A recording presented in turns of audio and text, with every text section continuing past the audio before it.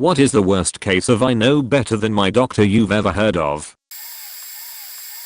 That recent couple who had a malnourished 7-month-old who decided that their kid was gluten intolerant and so never gave him anything besides crap like quinoa milk.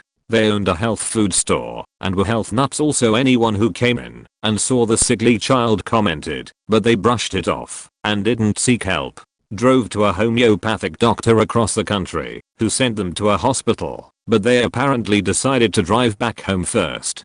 Baby died before they got to the hospital. Autopsy revealed the child was severely dehydrated and the stomach had been empty for days. Weighed about 9 pounds at it, which is just slightly higher than a newborn. They knew so much more than a doctor that they decided not to go to a doctor. Reddit point: I woke up to this blowing up. Sorry for the long wait. I'll post the news article below, but since a lot of us are rightly sickened by the story, here's the outcome.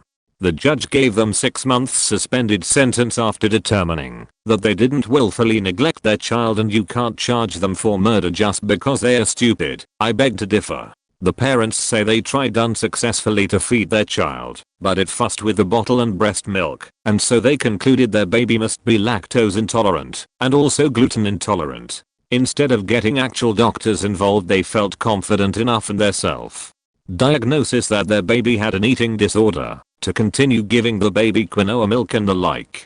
They didn't notice anything wrong with their baby after that, except now the child causally having severe trouble breathing. After visiting the homeopathic doctor, they didn't make it fast enough to a real hospital. They live in Belgium, which isn't exactly huge, but I'm trying, unsuccessfully, to leave my opinion out of it.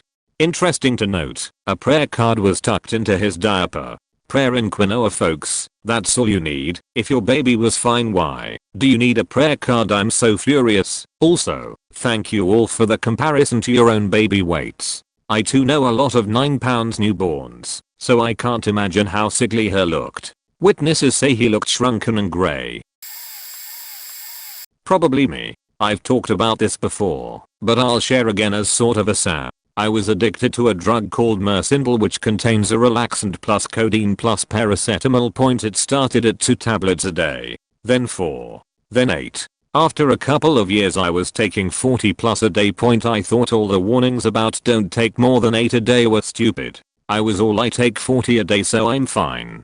I went to hospital for an unrelated issue with my eye and they freaked about how much paracetamol was in my system. I lied and said I took heaps due to pain in my eye. They tested my liver and it was inexplicably fine. From there I realized just how close I was coming to death daily. I had built up a major tolerance, but generally 40 plus paracetamol is enough to kill 2 people. It's insanely lethal. It took me another year to give it up and have researched it a lot now. People think Panadol/Tylenol is harmless. It's not. People take heaps, wake up fine, and think they're safe. In reality, overdose symptoms don't appear until you're literally dying, and there's nothing they can do to save you. You have a 24-hour window to have your life saved. Even if you build up a tolerance, it doesn't mean you're safe. I'm the exception to the rule. TLDR, was addicted to a drug that contained paracetamol. Thought warnings on the packet were stupid. They are not. Tylenol/Panadol/paracetamol, or whatever name you know it as, it's insanely lethal. Read the packet instructions and do not deviate. You are not a doctor. Reddit. I want to add that paracetamol is called acetaminophen in the US. Also should say that I'm 3.5 years clean. Saying clean sounds weird because I've always been so anti-drug. I don't even like weed much. Legal medicine can sort of blindside you. Caught me so off guard. It started as what does it hurt for me to take a couple to get to sleep? But the more I took, the less they worked as my tolerance got harder. I fell in love with them basically. Then taught myself to fall out of love. Stay safe, Reddit.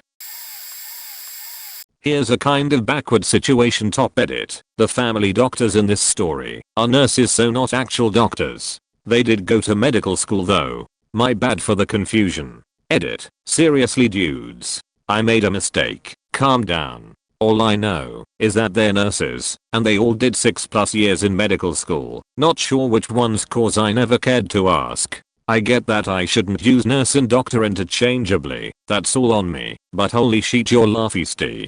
About 6 years ago I scratched my face really badly and it got infected. I was put on a sulfur medication for 14 days and that was that day 1. Felt weird. Mother asked the doctors in my family and they all said it was normal. Day 2. Extremely uncomfortable. Same response. Day 3. Ended up going on a flight. When I got off I was throwing up tons. Doctors said it was because of the flight. Day 4. No longer wanted to eat anything. My stomach hurt too bad. Period started without warning. Day 5. Constant pain. Period heavier than ever. Doctors told me it was just a heavy flow of my period. Day 6. I'm begging my mother to let me stop taking the medication and to let me go to the actual doctor. She calls the doctor in the family again and they conclude I'm just being dramatic. Day 7. Refusing to get up. Have gone through a box of tampons in 4 days.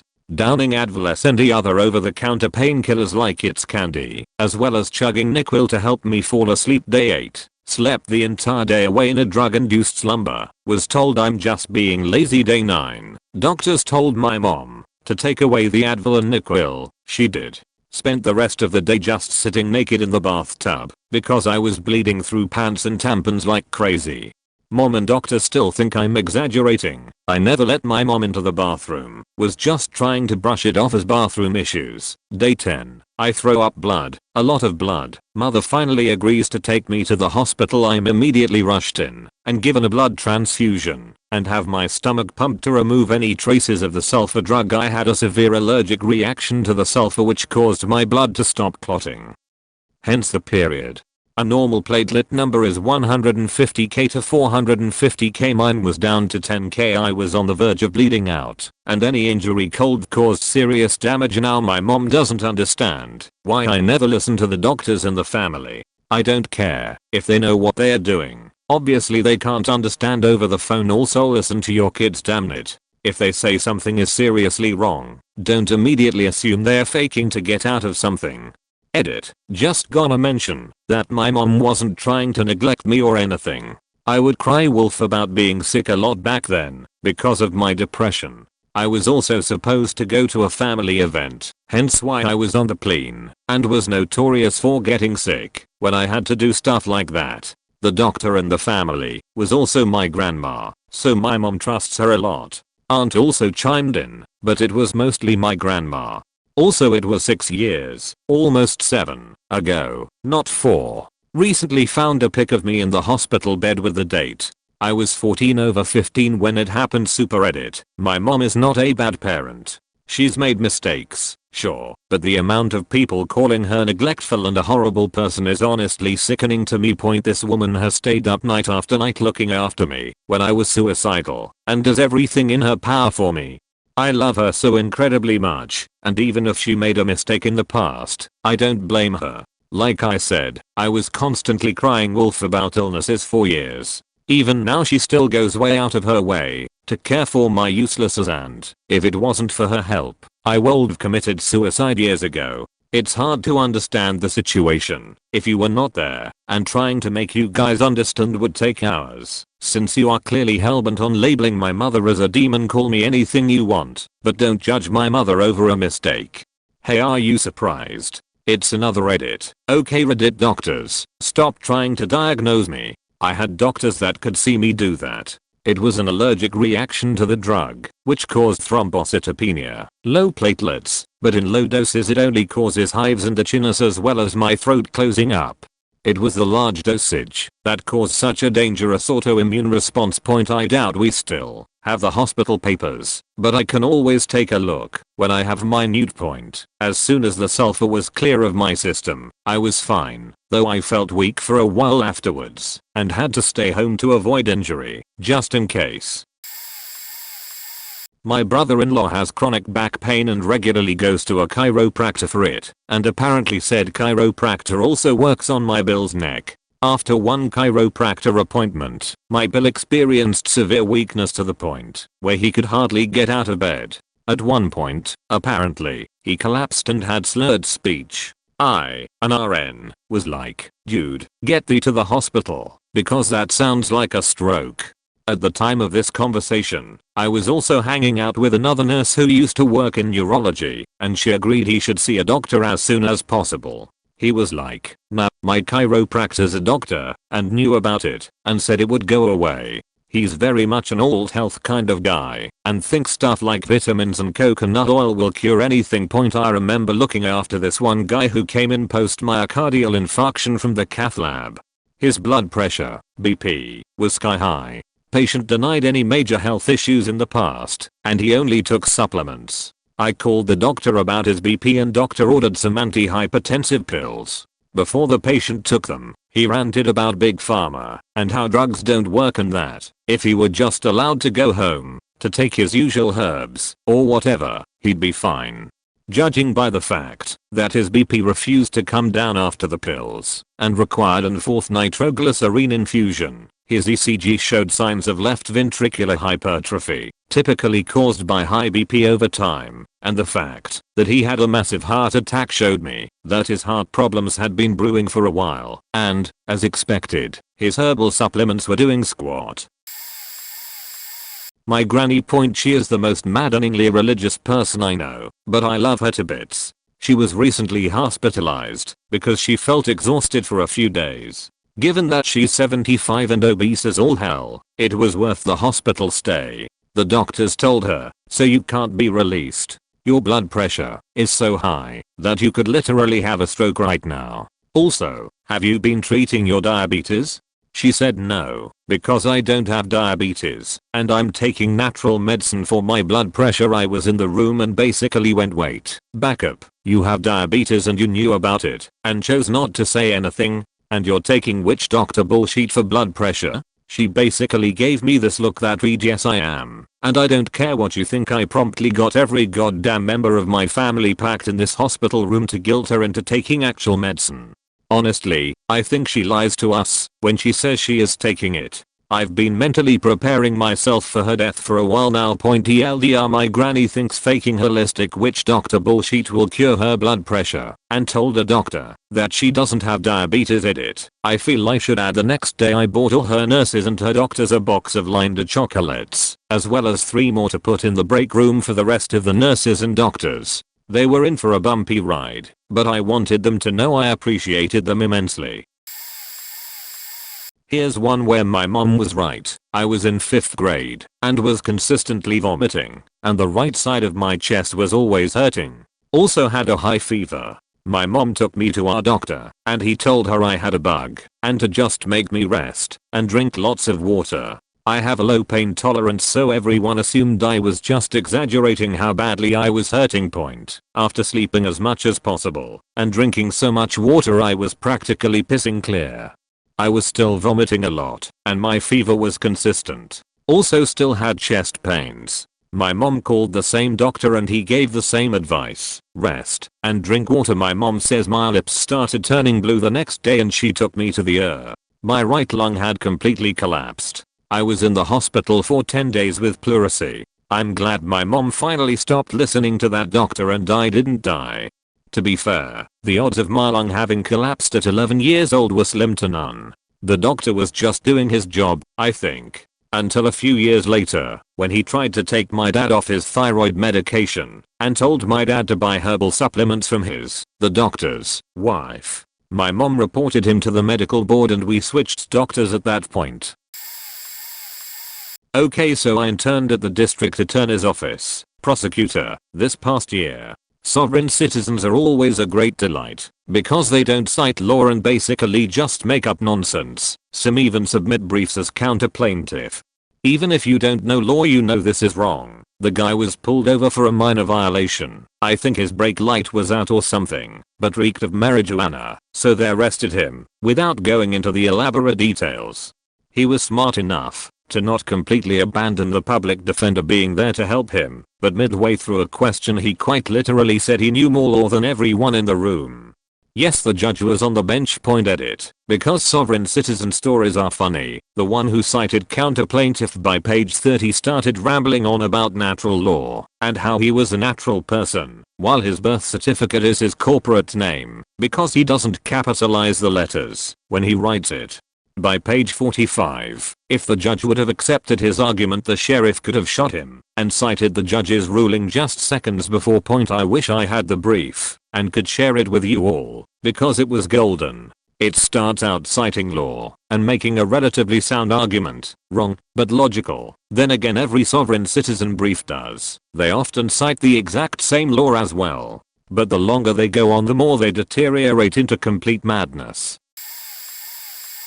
Me. Starting at age 16, I had severe stomach pain every now and then, particularly after I ate a big meal. The pain would double me over. I didn't want to be touched. Every time I'd go to the doctor, I'd be told it was gas pain or menstrual cramps. For 5 years, this carried on. I was researching my symptoms and had a pretty good idea what was wrong, but when I told them my suspicions, I was brushed off. I was only 21, too young for what I was suggesting.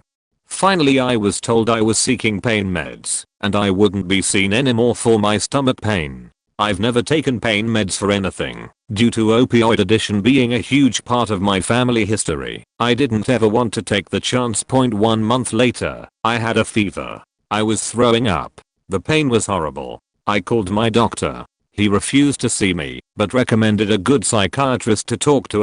After that phone call, I laid down, and my fever rose. I was rushed to the ER, and if you haven't guessed my problem yet, I'm about to tell you. I had gallstones, and had for a while, and my ER trip revealed that my gallbladder was infected due to a stone being lodged in the duct. I needed surgery and I needed it ASAP. I lodged complaints against the doctor that refused to treat me, explaining that he didn't take my concern seriously. He eventually moved his practice to another state. I hoped he became a better doctor. So I know this is a bit backwards, but it'll probably get buried anyways. So here goes. Back in the second semester of my first year of university, I started to notice something was off. I was having bad stomach aches, my hair and skin went super dry, I randomly gained 10 to 15 pounds, which at 5'2" was quite noticeable, and I was exhausted all the time. Literally I could get 10 plus hours of sleep and wake up out of my mind tired. Finally, when it got to the point that my friend in calculus had to wake me up from nodding off literally 6 times over the course of one 50-minute lecture, I decided I'd had enough. I got him to help drag me over to our campus clinic and got on the list to see a doctor. A couple hours later, I'm in an office and explain everything to the nurse and then again to the doctor. He asks me a few basic questions about my lifestyle, when my last period was, etc., and says we'll do a blood test and see you in a couple days. Blood test happens. He tells me it comes back normal, but he wanted to do it again. So back I go to the clinic to get poked. Yet again, the results come back normal. Lather, rinse, and repeat for a third time. Now, through all of this, I'm still experiencing all the same symptoms, and am in no way, shape, or form the functioning human being I previously was. It had been a month and a half, and I was tired of being poked and being told everything was fine. What does this guy want to do? Of course, run a 4th blood test. I lost it. I asked him, do you think it will show anything different? He goes, if it's what I think it is, it might. I reply, I'm done with mites. I'd like to know what the next step is in regard to diagnostic options. His solution? An abdominal ultrasound. Okay, at least it's moving somewhere away from what has gotten us nowhere so far. But I was curious. What was he looking for / did he expect it to show? Turns out, the dickhead had decided that as a first year, newly legal, and single female living on her own, the only solution was that I had gone crazy with my promiscuous ways and must be pregnant. Despite the fact that I was on birth control and had had 3 blood tests done with negative results, he was convinced that I was just early enough, that the hormone level hadn't built up enough to be detected in my blood.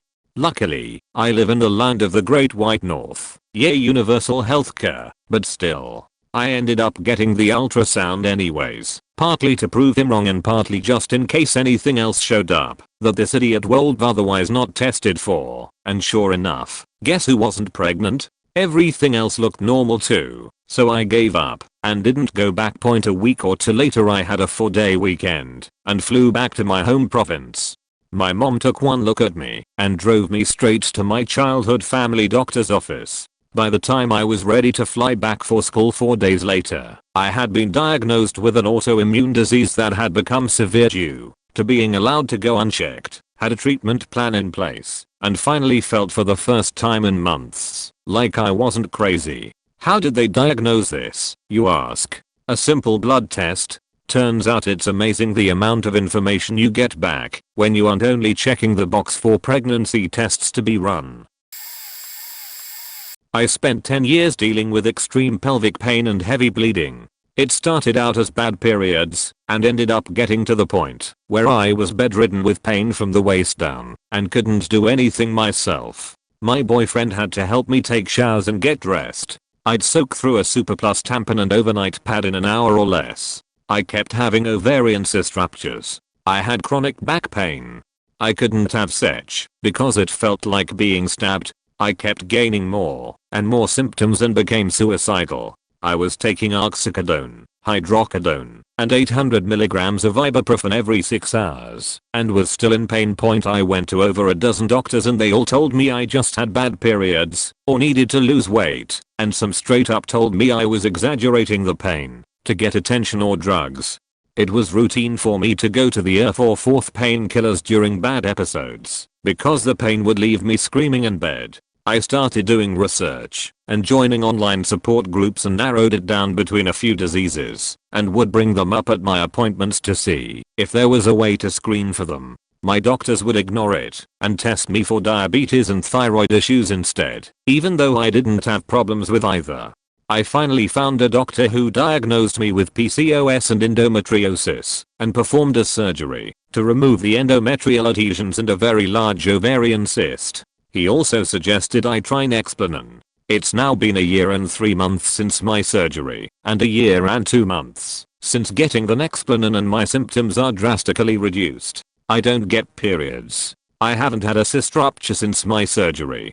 I'm able to live a normal life and might become an assistant manager at my job. I rarely have pain days, and if I do it's nothing compared to what I used to have every day. I suffered with progressively horrible symptoms for a decade and was treated like shit by so many doctors, only for one doctor to drastically improve my quality of life in the span of 3 appointments. Sometimes people are wrong and should listen to their doctor, but sometimes doctors are wrong and should listen to their patients. All of the bullshit I went through could have been avoided if I had met a compassionate doctor sooner.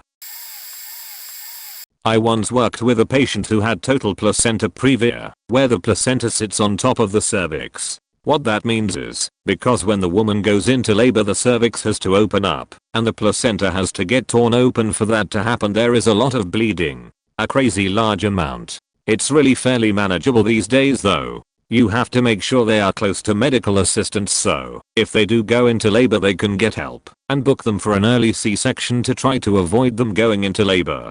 This lady however wanted none of it. She insisted staying in the deepest darkest countryside, 3 hours from the nearest hospital, and she insisted on a natural birth and just said she would come into hospital when labor started. I can understand not wanting to move, but it wouldn't have been all that for her. She just would have had to stay with her parents for a bit to avoid, dying. This was explained to her repeatedly, trying to get her to change her mind, but she wouldn't budge.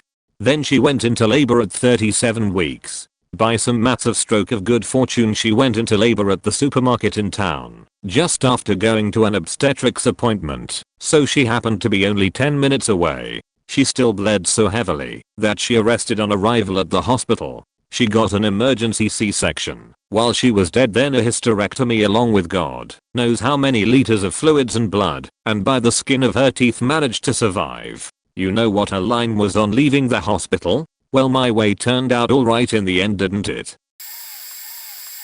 This wasn't exactly something I heard, but experienced myself. To give some backstory, a couple years ago during my junior year of high school, I started experiencing sporadic pain and swelling in my left ankle. Sometimes it wouldn't even be noticeable, other times I was writhing in agony wanting to cut the whole damn leg off. We decided to go to this little walk-in clinic that had opened recently in our town. to see what the problem might be, only to be asked by an awful excuse for a doctor if I was exaggerating to get out of taking my finals for that year.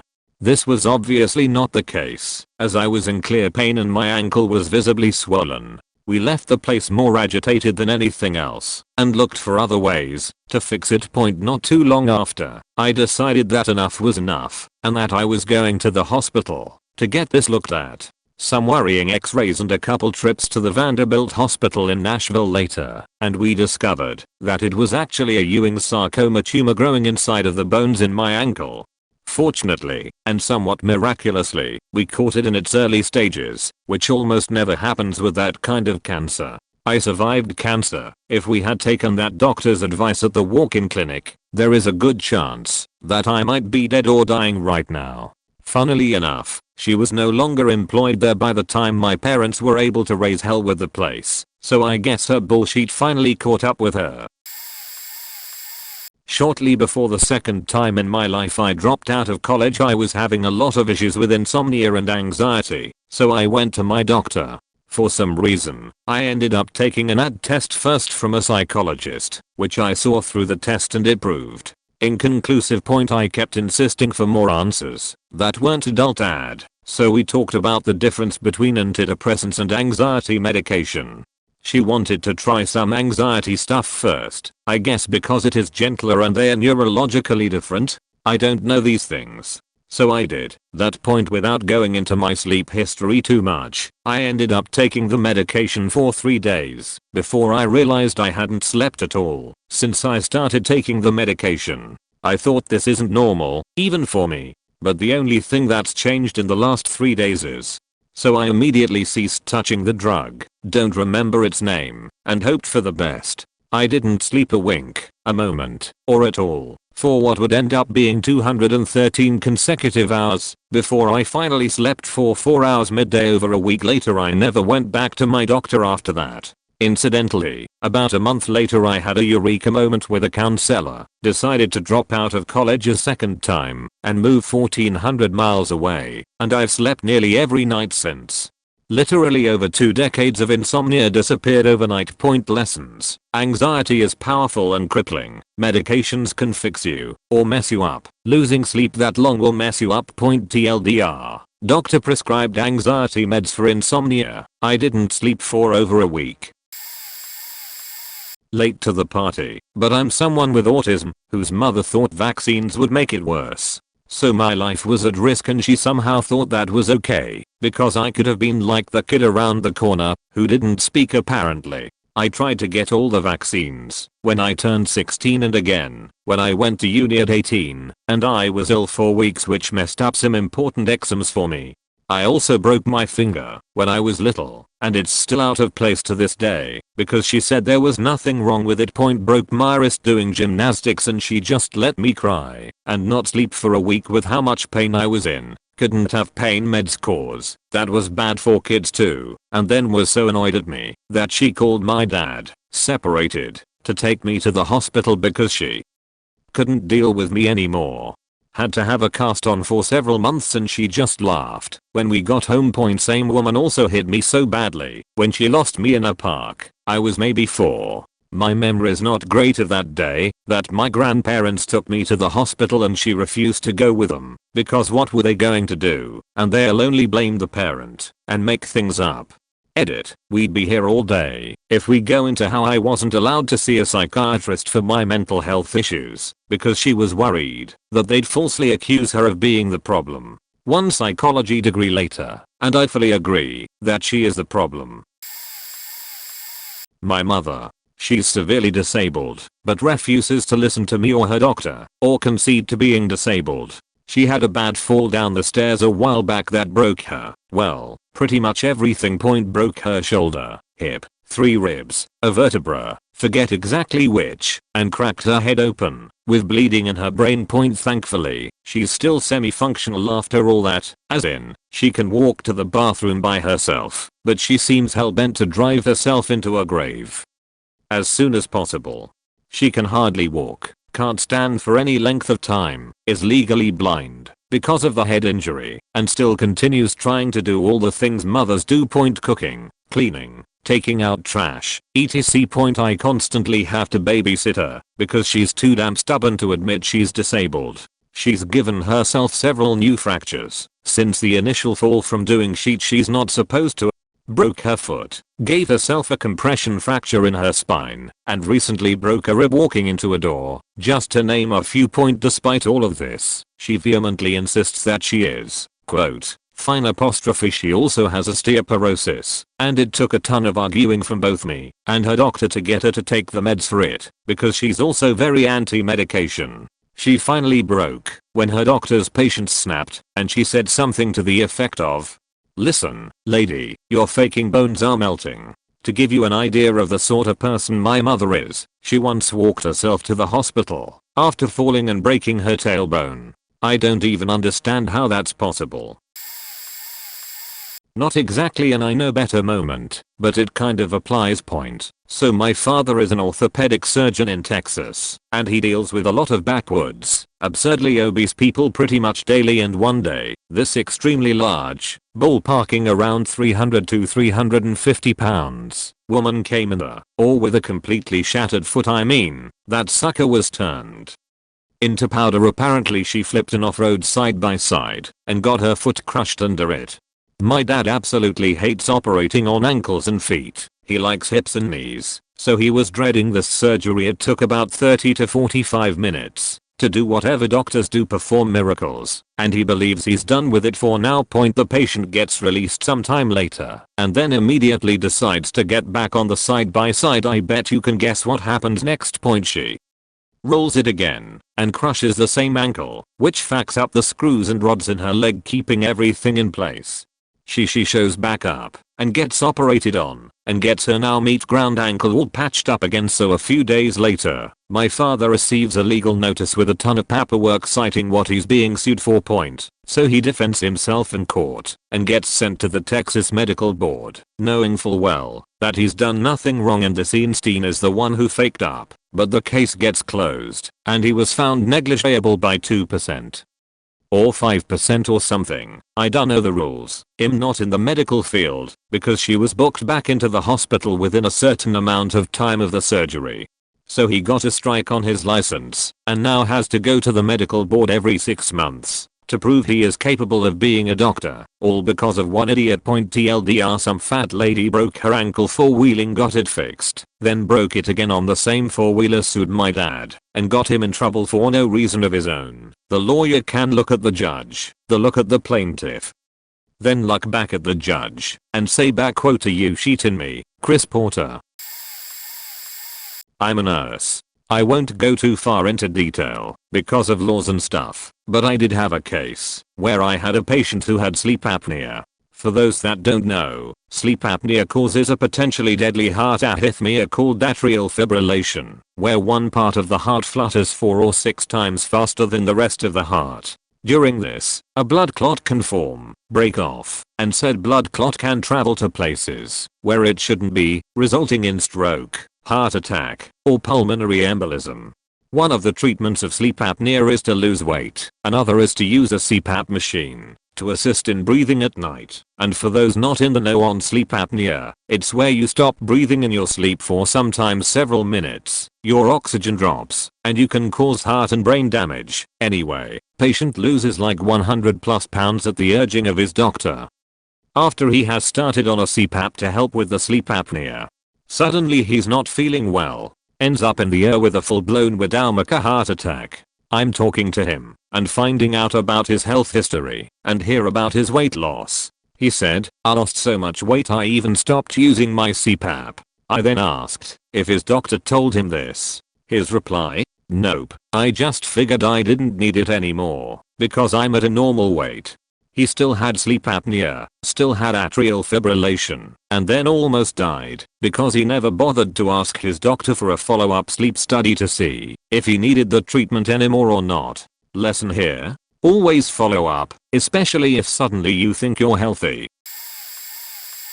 I'd have to go with vaccines cause autism, but I really want to tell another story that goes in a bit of a different direction. I had Asperger's and had a difficult childhood because of it. It was clear that something was different in first grade when I solved math assignments way faster than everyone else, but also had no friends and no one really liked me, and I did some weird stuff during school time when I had finished my assignments.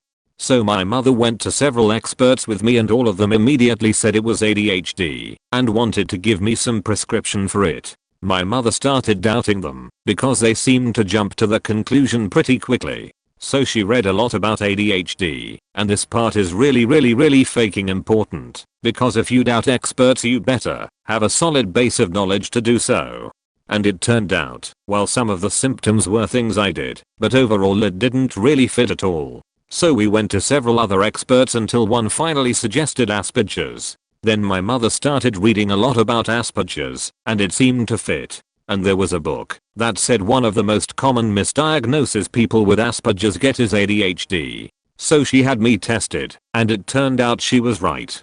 From there, we could start develop strategies together and tell my teachers about it in order to deal with it. And now I'm close to getting a bachelor's degree in mathematics, which I wouldn't even have gotten the chance to if we'd have gone with the ADHD pills. I hope you all understand what I'm trying to say, because English isn't my native language, and I suck at things like that. I guess the moral is that, while experts are right most of the times, it isn't always wrong to doubt them. However, only do so if you have a good reason and some kind of proof or a base of knowledge. I know what's best for my child, for example, is not what I mean. Look for articles and books from credible sources and authors, and I love my mom. Oh my goodness, I have had medical doctors to deal with and specialists for so long I could tell so many stories of doctors screwing up and nearly killing me. A couple times my mother saved me because she knew how to put her foot down. Once it was when she didn't trust the first opinion of one doctor and took me to the second. The opinions were drastically different. The first doctor wanted to put me on the pill and the second doctor ended up doing exploratory surgery the next day to find a huge abscess that was in my abdomen attached to an ovary that would have burst and caused me to become septic and possibly die. Another time I had severe lupus and the doctors had me in the emergency room and really didn't think anything much was going on with me and were just ignoring me and going to send me home, and my mother hollered in the middle of the emergency room that someone needed to see me now or I was going to end up dead. At that point I was so miserable from suffering for so long I had just given up. I felt like no one cared. That woke them up, and so they did tests on me and confirmed that I was in kidney and liver failure. There was also the time that I had a kidney biopsy and afterwards they prescribed a sedative to me, but I always took a very low dose, only 1 milligram was plenty.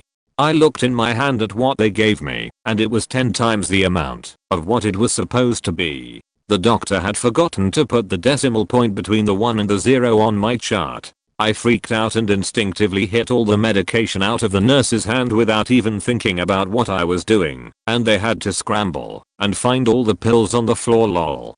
That would have been equivalent to a triple dose of horse tranquilizer to me at the time, as I only weighed about 110 pounds. I suppose that's a bit off topic if you want to talk about people taking matters into their own hands when they shouldn't. I had a friend that was a really pretty girl and very insecure because she had a disfigurement on her face from a childhood illness. When she was only around 12 years old she'd had a small growth in her gums. And I guess the dentist or the doctor felt that it was something serious and she needed some type of immediate treatment, but the mother decided to take her to Mexico for an alternative treatment because she didn't want them cutting her daughter apart. They went to Mexico for the alternative treatment, and it was a disaster. She finally had to give in and bring her daughter back for treatment, and was arrested for taking her daughter out of the country and not following doctor's advice. My friend ended up having half her cheek removed, and they had to replace the flesh with a piece of flesh from her back that was a different texture, hairiness and color from her regular skin on her face, and I believe they took out part of her jaw too and replaced it with something, I suppose. You could tell that she was not normal. She had problems because of all she'd been through, and also she was very paranoid about her appearance, and it had made her into a really superficial person in a strange way. She was still going to plastic surgeons well into her late 20s trying to fix what had been done to her face. Edited for spelling and punctuation. My grandfather, though he's still alive. He came from rural Germany to the US in the 1950s. I have never seen him drink anything other than coffee, beer, champagne, and whiskey, the latter two very rarely. This includes in hot environments. Vegas? He drank coffee. From McDonald's. And champagne. He had gallbladder problems for years, but no proper diagnosis, because he wouldn't go to a doctor, which he treated by drinking castor oil and whiskey until he passed out on a cruise, and they found it via exploratory surgery. By the way, this was caused by extraintestinal growth because of kidney cancer, which God only knows how they found, because he won't go to a doctor. He used to work with industrial chemicals, had the kidney removed and refused further treatment. This was nearly 40 years ago now. He has HBP, not severe but high enough, so he treats this with coffee, a clove of garlic and several teaspoons of honey in the morning instead of his medicine. Flu shots. What's that? He gets sick and says it's dust in his eyes, eats absolute complete garbage, and so does my grandmother. Cakes and free stuff they get from a food pantry. They're basically rich, but too cheap to buy clothes, so apparently they think they're poor. Everyone is always a crook, a cheat, a nasty fin politician, F this and F that. He goes to the doctor not for ill ailments, but because he believes his heels are too round. Still cuts his grass with a push mower, just turned 89. Still remembers remote obscure details from when he was in grade school. Doctors are amazed that he's as healthy as he is. Had a friend who got bad advice from the breast is best crowd after having her first child. They had her so convinced that formula was poison and that breast milk was the only option that she wouldn't even consider supplementing with formula. Despite me telling her it was not normal for her baby to want to eat every 20 minutes for 20 to 40 minutes at a time and cry constantly to be fed. But I'm obviously not a mother, despite having worked as a nanny and taken 2 years of early childhood development at a NAEYC accredited program. They told her this was perfectly normal and that she was cluster feeding. She realized something was wrong when she took her monthly picture and she looked skinny in comparison to previous pictures. Took her to the doctor, and at around 4 to 5 months old she weighed less than she did when she was born.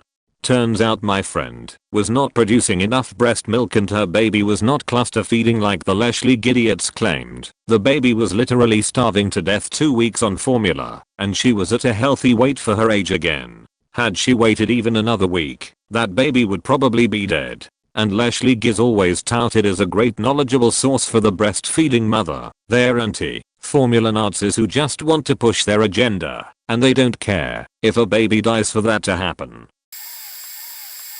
I'm a little late, but here goes. This happened to me 2 years ago after a 11-day camping trip. Symptoms was dizzy, falling over, running into walls, super confused and tired half the time, also with lower back pain. Of course I waited a couple weeks to see if I got better to avoid the hundreds of dollars it would cost. It got the point where I couldn't really drive from having double vision and confusion, so I went to a doctor.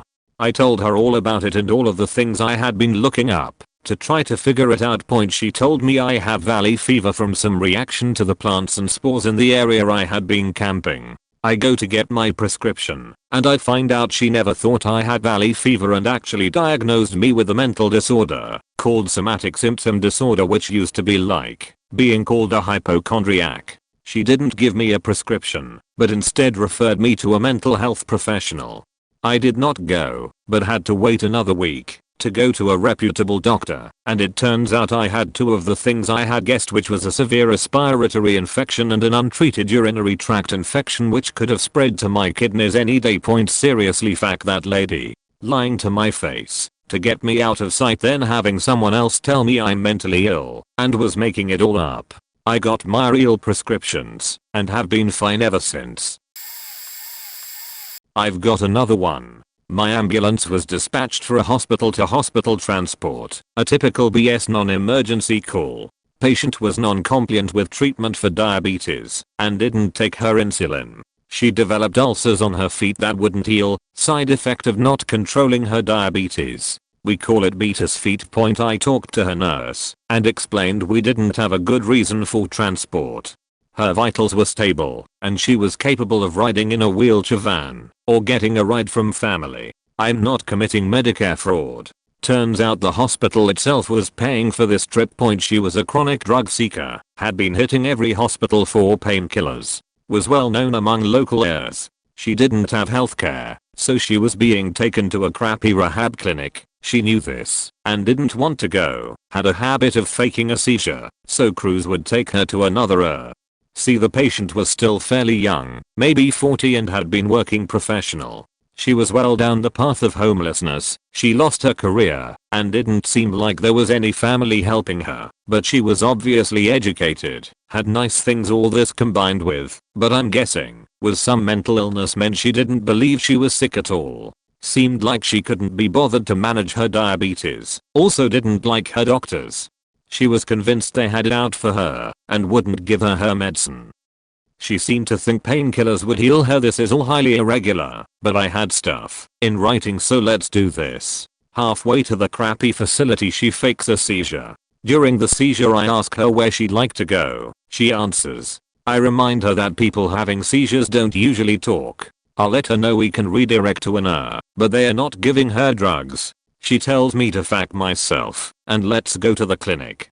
So we are getting her checked in, and she's just being miserable. I'd had enough, so I broke it down for that she's already losing sensation in your feet and has sores that won't heal. That odds are she's going to lose those feet in a few years, and that the amputations will just keep coming. That it would be a wise idea to get clean off opiates and keep your feet. I don't think anybody's been that direct with her. I doubt it sank in, but it did stop her running her mouth. So my mom has heart disease, high blood pressure, cholesterol, had to get heart surgery before. For whatever reason doesn't trust doctors. Her sister / my aunt is this pseudocious natural health freak. Convinces my mom to go off of her prescribed medications and take some natural herbs and supplements instead. Her doctors, nurses, and myself all urge her not to. I spend hours explaining to her how each prescription medication acts on the body and how it helps. She swears up and down she feels better taking this herbal shit instead. A few months go by, my mom moves to a different state. Eventually I get a call from several random hospital over there, and it turns out mom had a stroke. I was both devastated and not surprised at all. Mom somehow ended up okay despite going to the hospital pretty late into her stroke. She didn't want to go, but a different relative called an ambulance for her, and she is mad that her sister got her to go off her original prescriptions, since they may have prevented the stroke by keeping her health in line. Anyway, people, please trust your healthcare providers, within reason at least. If you can't do that, learn how to research information from legitimately reliable sources to form an educated opinion on their advice. Keyword, reliable. As in reliable to be anything other than reliably bullshit. My grandfather had a series of mini strokes and stroke symptoms for 2 days. My grandmother, perpetuating old wives' tales and herbal remedies from the village in the motherland, told him to suck on a lemon and it will all go away. My father picked him up the next morning for his regular checkup at the hospital. He had a major stroke in the waiting room. If not for the fact that he was already in the hospital, he certainly would have died.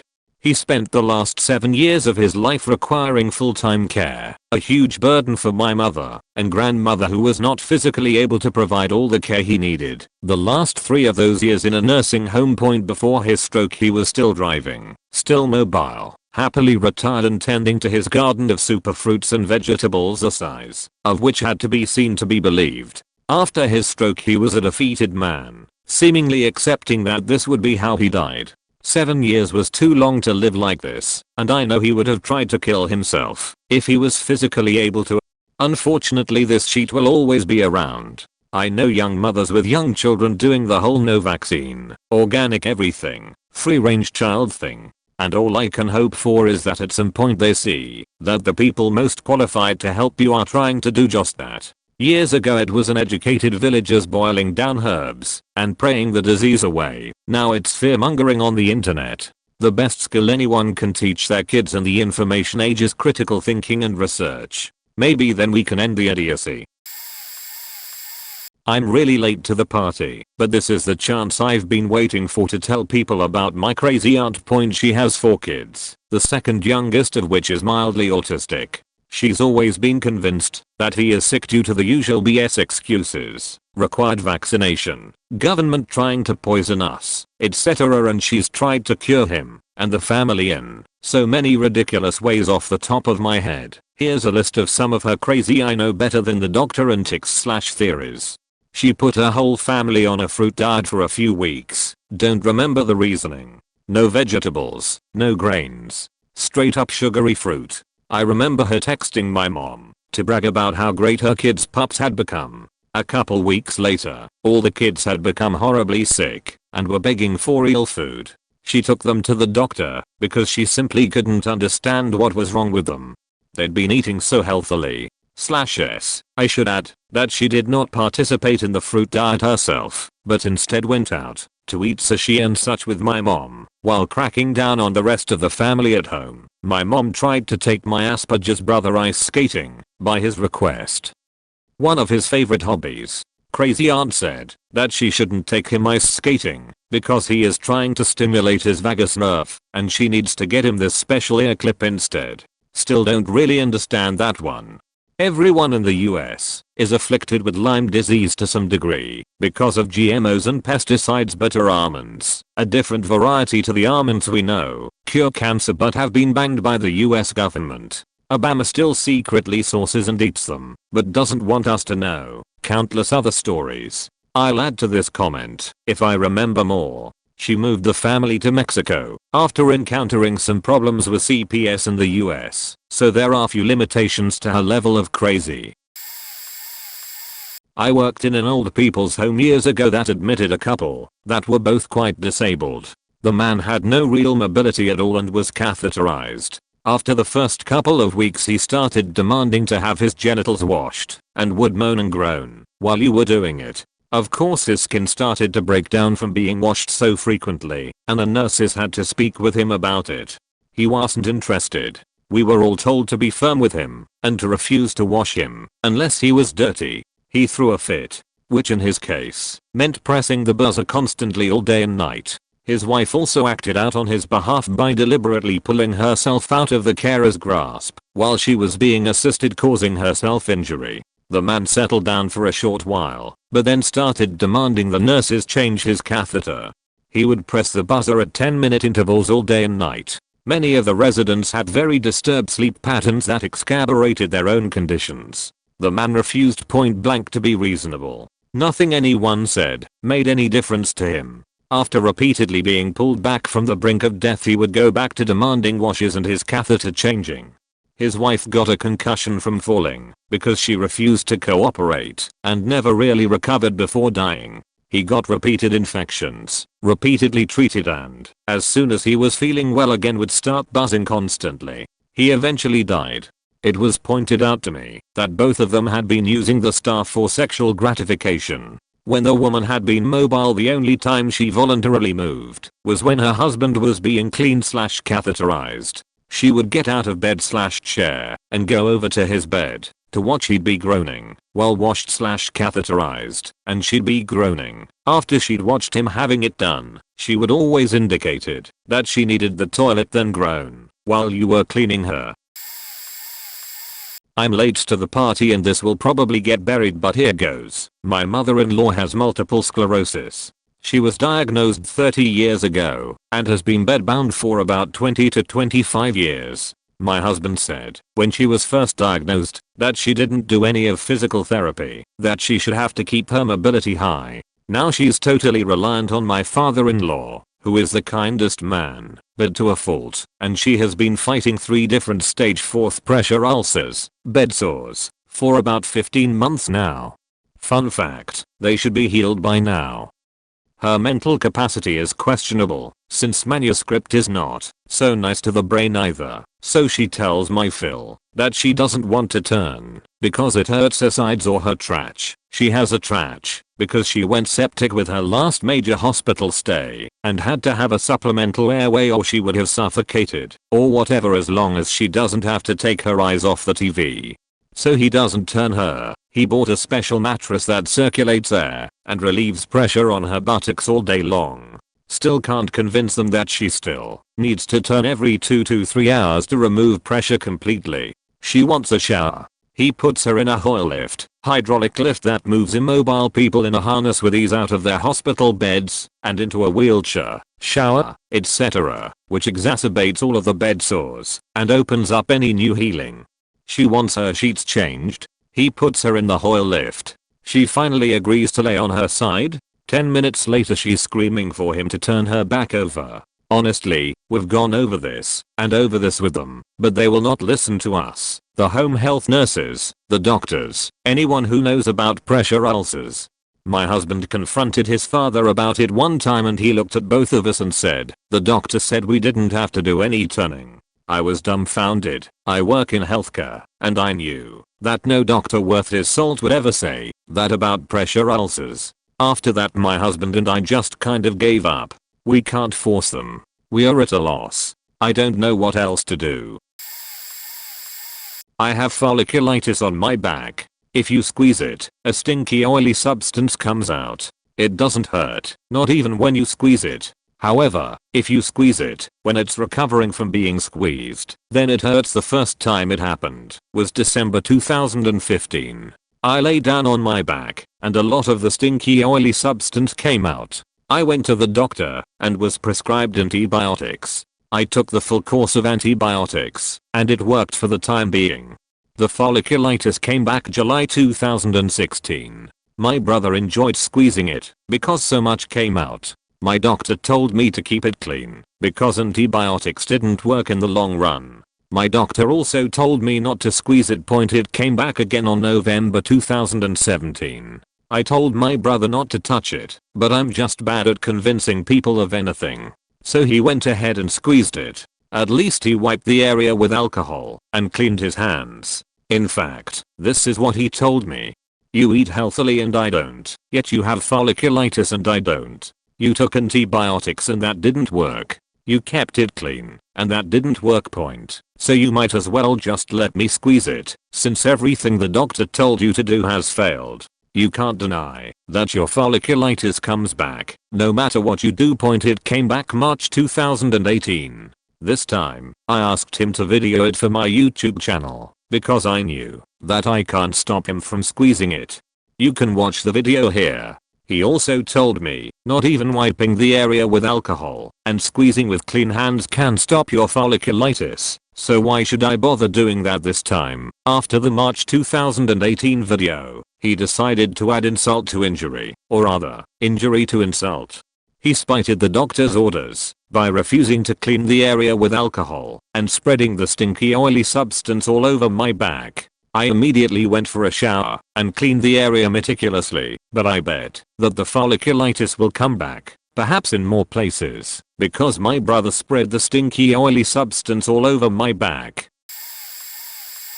Like too many of the answers here, homeopathic remedies killed my mom and aunt. My mom had been diagnosed with lung cancer. She waited years and took remedies that my very well-meaning but easily fooled aunt gave her, like honeybee extract and a giant box of other miracle cures. When I found out the diagnosis at 22, I made her go get real treatment. It was too late and it had spread to bone and breast.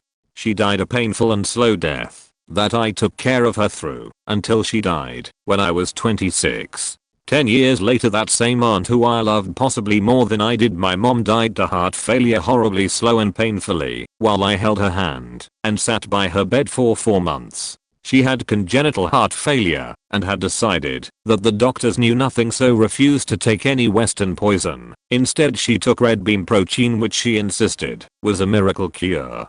The doctors kept telling her it wasn't working and she needed to take her meds. Unfortunately she agreed far too late and we couldn't do anything. She was naive, far too naive. She lost her life savings 3 times in her life to scams, and she believed in healing crystals and ancient medicine. She always believed that modern medicine was poison, and she died so badly. I lost both of these important people to this thinking, and I may have a thing against holistic healing because of it. I dropped my neurologist of 12 years without hesitation because he suggested some natural treatments for my manuscript. Fuck that sheet. Aspirin is just willow tree bark with the useless sheet removed. You want me to take a natural remedy, you better put it in a studied and verified pill or injection, because almost all of medicine has already gone through the ancient remedies and what works we sell. Greed assures big pharma will keep me alive. They make more and get more power for every cure they sell, and healthy people are insanely more valuable to insurance companies than sick people. I broke my foot in December, went to the had a boot put on. I was home for Christmas break, so I went to see the specialized broken bones doctor who told me I didn't need to have surgery and the bone should heal on its own. Flash forward 2 months later, was still having pain and not able to walk on it like I should have been. X-rays show my bone is still broken and CT scan shows there has been little to no healing. My doctor at college recommended surgery to have the bone taken out, but my mother wanted me to go home to do it. I'm in college 5 hours away because it is cheaper. She works at the hospital. Went to see the doctor, the same specialized broken bone doctor from the beginning, and he looked at my x-rays for 2 minutes then decided that I had pulled my tendon. Refused surgery and said, if it still hurts in 6 months come back and we will look at it again. Tried to put me on Lyrica. I decided that I wanted one more opinion because I had 2 conflicting ones and went to another doctor in the town over. He took x-rays and agreed I needed surgery. After the surgery was done, I was told my tendon had multiple tears in it which was causing a lot of the inflammation and pain I was having along with the huge amounts of scar tissue. Has been 4 months now and I'm finally starting to walk like normal again with no pain. I can't imagine having to go on 6 more months of the pain I was in, or what it would have done to my foot in the long run. Sometimes the doctors really don't know. I have a small branch of the family tree that live in Australia, an aunt and her husband and 2 adult kids. They are all cuckoo, believe vaccines cause autism and doctors are in the pockets of big pharma, all that. I distinctly remember when my mom was diagnosed with breast cancer 16 years ago, she did surgery/chemo/radiation and has been in remission since. My uncle gave her some book on preventing cancer through diet and basically told her it was her fault she got it. A couple weeks ago my 35-year-old cousin went to the hospital after 4 days of total constipation and severe abdominal pain. Turned out he has a 5-6 centimeter obstruction in his bowel, since confirmed to be adenocarcinoma, colon cancer. Initial tests suggested it had metastasized to the liver already, and may have also affected a handful of other organs. He had a very invasive biopsy. Reportedly they cut him open from collarbone to groin, but they did not remove the mass. You know where this is going. He's considering not doing chemo because they've read studies and doctors' accounts of patients healing themselves. My dad's asked repeatedly if they've determined the stage yet and yesterday was told they don't do that in Australia. My Aussie friend begs to differ. They say things like the oncologist says there's no hurry because he wants to wait 2 to 3 weeks for him to heal completely before starting chemo. Oh, and they took like 5 samples and only 1 was cancerous, so it's not that bad. Our shared grandfather died of colon cancer, by the way. Oh, and this cousin has a 9-month-old daughter. I'm just waiting for this story to end like Steve Jobs or many of the other more depressing ones in this post. My dad had a really minor stroke. My mom wanted to call an ambulance. When my dad couldn't get up off his chair after dinner one night he refused, decided to try to sleep it off, woke up next morning and his left side was even weaker but still refused. My mom had to call me to drive out to their house and forcibly take my dad to the doctor. He wouldn't go to the hospital. We get to the doctor's office and the machine that takes his blood pressure returns an error, and he turns to me really calmly, like it's an everyday thing, and he says, oh, that happens because the blood pressure is really high. He said some number but I forget, like 240 or something. I was like, what the fuck? The doctor of course immediately tells me to get him to the hospital and writes us a letter so the triage nurses know that my dad needs priority. I drive him over there, and the whole time my dad insists he's fine, even though his left leg is basically non-functional at this point and his left arm can only lift like halfway up.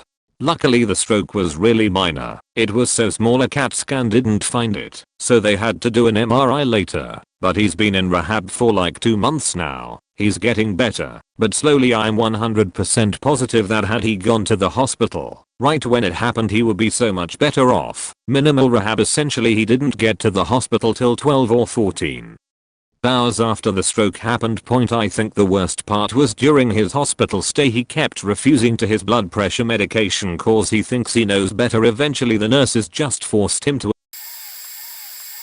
This is more of case of I know better than your doctors and I know you better than you know yourself.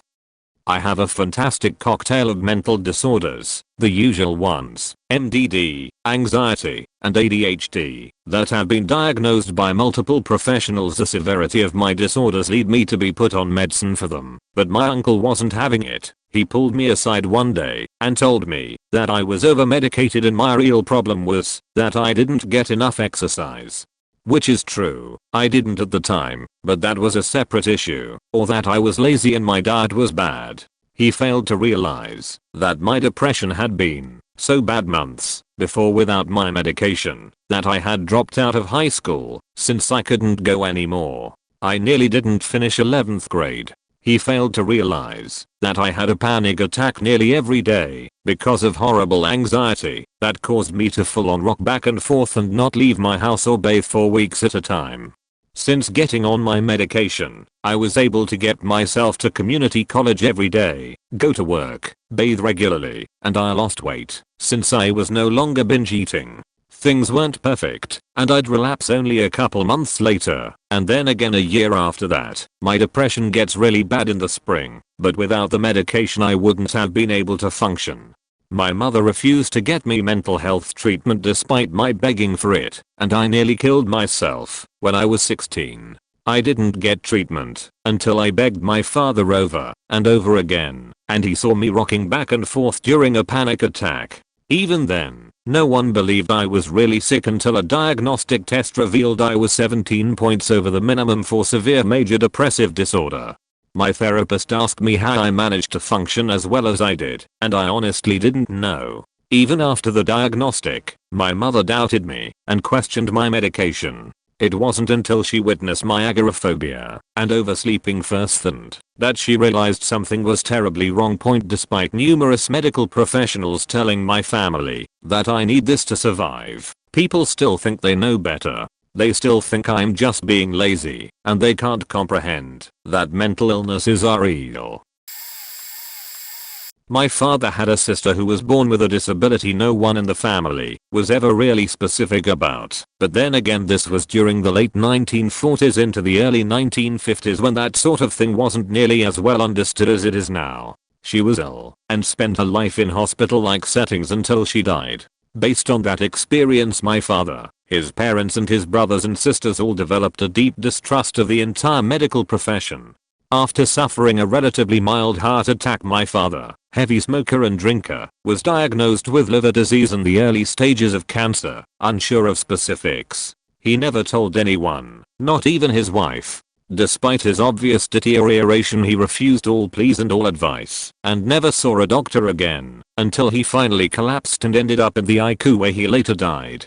His brother died from cancer after quitting chemo and visiting a Mexican faith healer.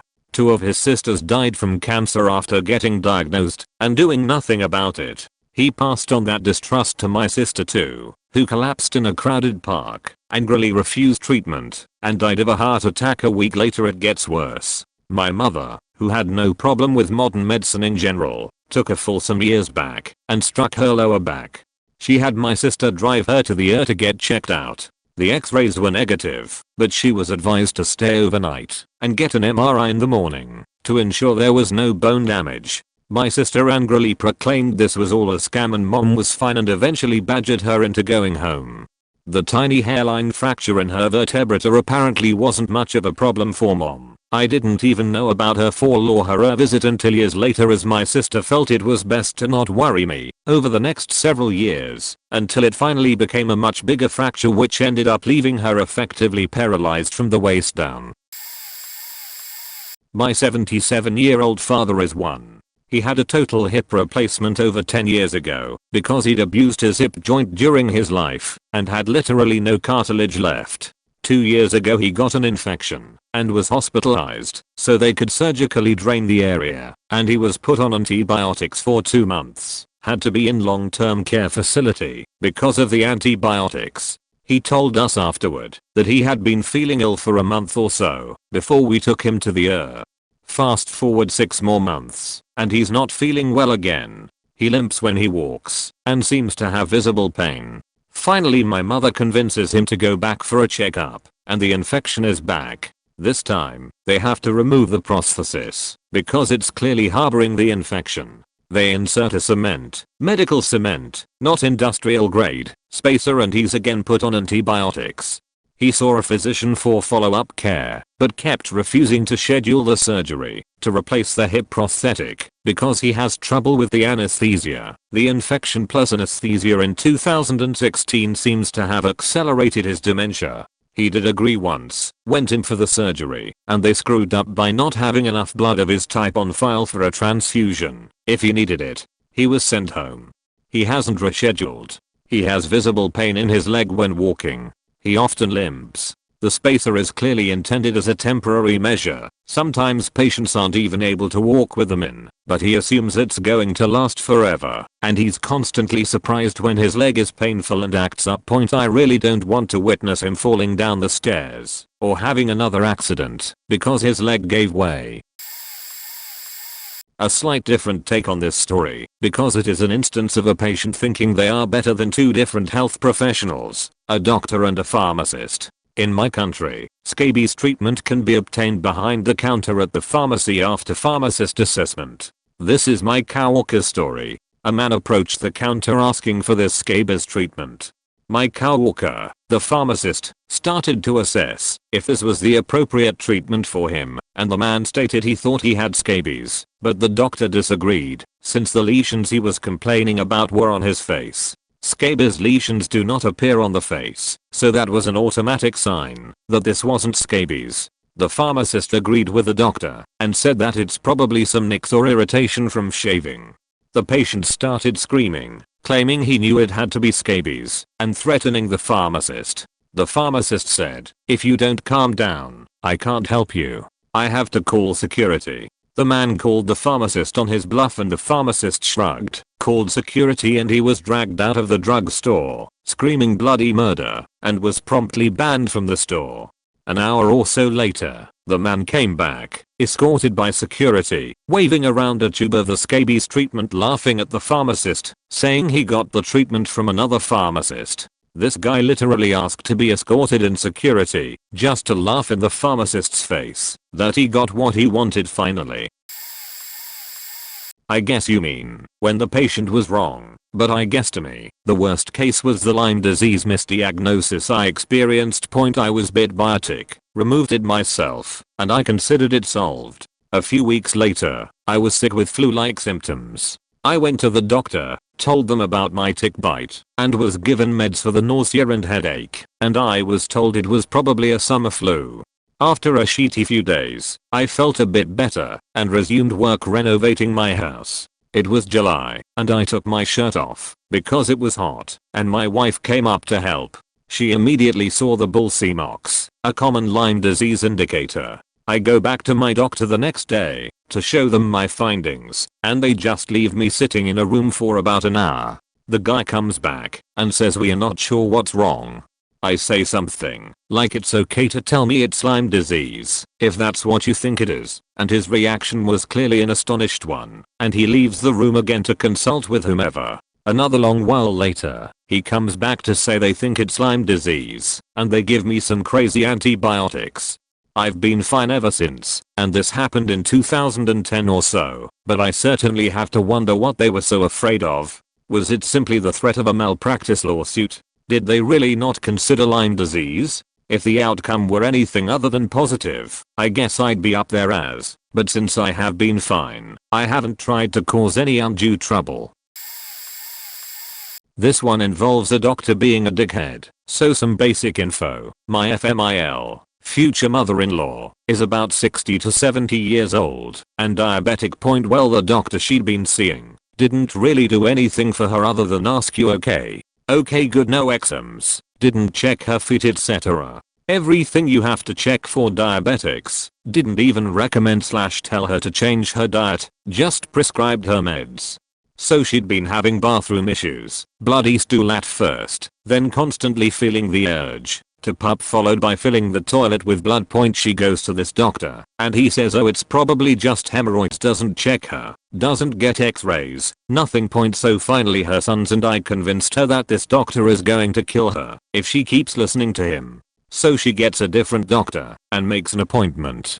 Guys, turns out she has lower intestinal tract / rectal cancer, and even after all this the damn stupid doctor refuses to turn over her records to the new doctor and keeps trying to get her to come back. Fuck that noise. She's been getting treatment with this new doctor, chemo and radiation. She's really tired and keeps having to get fourth put in cause she gets dehydrated, plus actually had to get a blood transfusion, but that's faking hard cause she's got super rare blood type. Her old doctor has nearly killed people before, and probably legit has killed people before. He told Fiancé's paternal uncle he was fit as a fiddle, then uncle had a heart attack the next day. And what's even worse, there's more doctors like this. They're all bundled under a major hospital company. Things I've seen these sheets do. I was in an emergency room and I saw them wheel in a woman that best I could tell was in a car accident. She had a huge head wound and was bleeding like crazy. They sat her in the hall and 3 hours later, when I left she was still there. I kept an eye on her those 3 hours, and no one checked on her at all. I went there another time for a spider bite that I had ignored and was regretting that. Bite location, ankle, swelled up, started weeping and felt hard. Then I had a reaction, hives. So I finally break down and get sent to the faking dumbass doctor there. Said it was poison ivy. I've had poison ivy reactions before, and it is not like this. He could even see the bite marks and just dismissed it. There's a different hospital about an hour from us. We, Fiancé's family and I, have all come to a pact. If one of us needs the hospital, don't call for an ambulance. They are owned by the faked up hospital company and will only drive you to them. We are to drive the person in need to the hours away hospital. We honestly have a better chance of surviving than if we are taken to that hellhole. Locals in the area feel the same way, as the corrupt hospital has let too many people just die without treatment or gave them such subpar treatment you might as well not go. That is, a friend broke his arm and went to the They glanced at it and said yeah, you better get that fixed. I'm not quite sure what you mean, but I will say I have a history of going to the same hospital. This is important because they should have had access to all my earlier records of me having severe back spasms. Back spasms are not fun. If you move or breathe any sort of different way, it feels like you're being stabbed. We are talking moving millimeters. You can't take deep breaths. The pain will knock you down before you can say boo. The last time this happened, I was doing laundry, moving wet clothes into the dryer. Top loader into front loader equals sort of a twisting movement. The back spasm hit me. I fell down and hit my head on the edge of the bathtub because that is where the washer / dryer was, and knocked myself out. When my honey found me once he got home and we went to the they said I had a UTI, urinary tract infection. I kept telling them I had had these back spasms before and always went to that same hospital, so they should have my records. No, they completely ignored me. So, they insisted I had a UTI and sent me home. I remember calling my regular doc and his office saying go back to the hospital. I finally did, but there were new people then. My non-existent UTI was really 2 fractured vertebrae and a cracked rib. Once they sent me to get a CAT scan. This was all due to my falling after my back went out. So anyway, to answer this thread's question, I knew my back had gone out. And I knew what had worked in the past equals a shot in my ass of Dilaudid and a few days worth of Flexeril. At the time, I knew I was in more pain, but I didn't realize the extent of the damage. Meanwhile, some faking nurse, because even after spending at least 4 hours in the that is likely all you will now see, gave me some other kind of shot in my ass, then about a half hour later asked if it did anything. No. What a mother faking cunt she was. My records were in their database. This was not rocket science, although more damage was done. When I fell. She treated me like some drug addict. I hope she burns in hell. It was a faking nightmare. I don't know if it counts, but when I was a kid, I had mild asthma. It was usually not much of an issue, but every once in a while I would develop a pretty bad cough, combined with asthma-like symptoms, that wouldn't go away for a few days. I apologize if that's an inaccurate description, because I have no clue what exactly it was. Around the age of 5 I had one of those, and my mother, who was a doctor, mind you, decided she would solve it by giving me Ventolin. But since it didn't really do much, she gave me some more, and then some more, and some more, and some more, and some more. At the evening of the same day, after being given full dosage Ventolin inhalations every 30 minutes, I was literally shaking uncontrollably, and was breathing very fast and very flat. My mother yelled at me that I was just faking it, and demanded that I stopped at once. My father finally convinced her that maybe, just maybe, something was wrong, and drove me to the point. I don't remember the exact details, but the doctor in the was bewildered. It was a huge overdose even for an adult, let alone a 5-year-old kid. Spent an entire week hospitalized, not for the original out of control asthma, just for the overdose. The best part? My mother actually denied the whole thing happened altogether. Good thing other people apparently have a slightly better memory. So quite a horrible story, but the only time I feel it's okay to share it. My mum suffered with a few pains in her chest and various little weird aches around her upper body, and the doctors were completely sure about it being from the novavirus. I think it was. Apologies, I cannot remember the specifics. This started escalating, and the chest pains started becoming very painful indeed to her. So back to the doctors again. Right, okay, they had a check and the summary was it's just a cold, a nasty one, but don't worry. They made an appointment to check up on her in like a week and a half. She gets home, and within 5 minutes of walking into the house, had a feeling the doctors were incredibly wrong, and phoned an ambulance. The paramedics arrived, to which she then stated her pain, my chest is hurting really bad and I think I'm going now. She dropped to the floor suffering a massive heart attack. Her heart stopped for a couple of minutes, and luckily the paramedics were there, aware of what was happening, almost instantaneously brought her back to life. She died for around 3 minutes and now cannot work, cannot drive, has ongoing heart failure issues, and due to her brain being starved of oxygen, has issues with memory, and her benign tremor she had in her hands now appears as if she is holding a power drill constantly. If it wasn't for her instinct of just ignoring the doctors, knowing they were wrong, and also ignoring myself, and her husband's advice of yeah I'm sure you'll be fine, my mum wouldn't be here right now. A close call, but honestly people don't always rely on the docs, trust yourself sometimes too. My aunt. Let me be clear, when I say I had 4 different doctors be unable to diagnose me, and she insists she knows what it is, and has a cream for it, and I went to Disney World, where lots of foreigners frequent. They can potentially bring in illnesses that my body isn't familiar with in my area, rashes I've never seen, etc. I stood in line for 2 hours between a Spanish-speaking family and an Arabic-speaking family for a ride at DW. Both families exhibited signs of being sick. The Spanish-speaking family was actively giving their child cough syrup through a syringe in line. The Arabic-speaking family was itching constantly. Within the next couple of days I had a sinus infection and a bizarre rash with hives from head to toe. No fever throughout any of this. I had diarrhea and non-stop itching with hives for 3 weeks.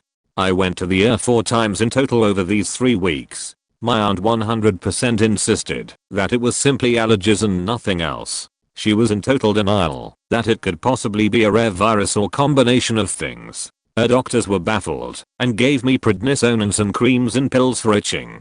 Nothing worked. I'm still sick to this day, still in full body hives and itching, but the sinus infection is gone.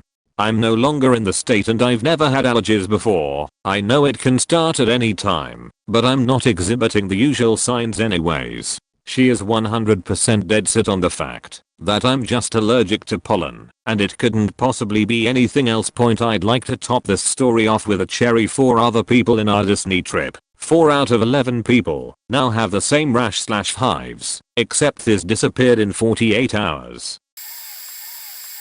Jesus, I have 2 different stories. First one, my mom. My mom was almost officially diagnosed with bipolar disorder by her doctor. She refused to believe it, said the doctor was wrong, said the doctor knew nothing, and was out to ruin my mom's life. The other one was an old lady I was taking care of. Background for her: she was an older lady like 85, who was born and raised in Boston area, and was extremely hard-headed.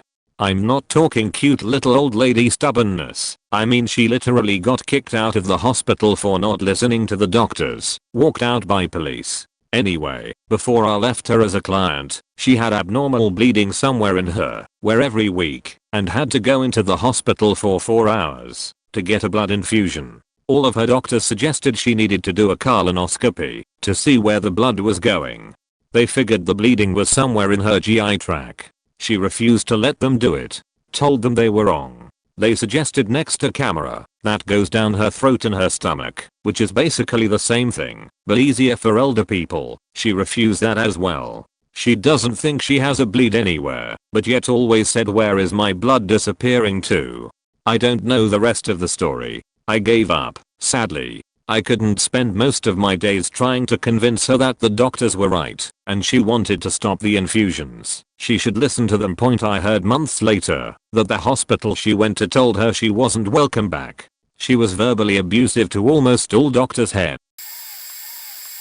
The jelly juice people. Essentially, this lady says she has a cure-all with the following: 1 TBSP salt, 2 cups cabbage, and 3 cups water, fermented for 3 days, and it is recommended for users to consume over a gallon of this stuff per day. That means roughly 40 BSP of salt per day minimum. She has also convinced her followers that the common symptoms of hyponatremia, too much salt in the body, is actually the part of the healing process, especially cloudy thoughts, abdominal pain, intense diarrhea, referred to by the users as waterfalls, and vomiting. Of course, thirst is also a symptom, which she just recommends people drink more. If all of the people taking this were consenting, healthy adults, that would be one thing. However, people are forcing this on their kids, and most people taking this aren't exactly healthy to begin with. It should be important to note that as little as 1 teaspoon of salt taken at once is enough to severely harm a child. She claims that she is working on a thesis study, yet has no medical or educational background, and is not attending any university or college. In order to join her group, originally a Facebook group, one of the requirements was that the participants not question her procedures or her qualifications. When people joined who would either take information about people forcing this on their kids, or having to be hospitalized to send to CPS, or to get enough information for a news story, she quickly moved to a site with a paid membership fee.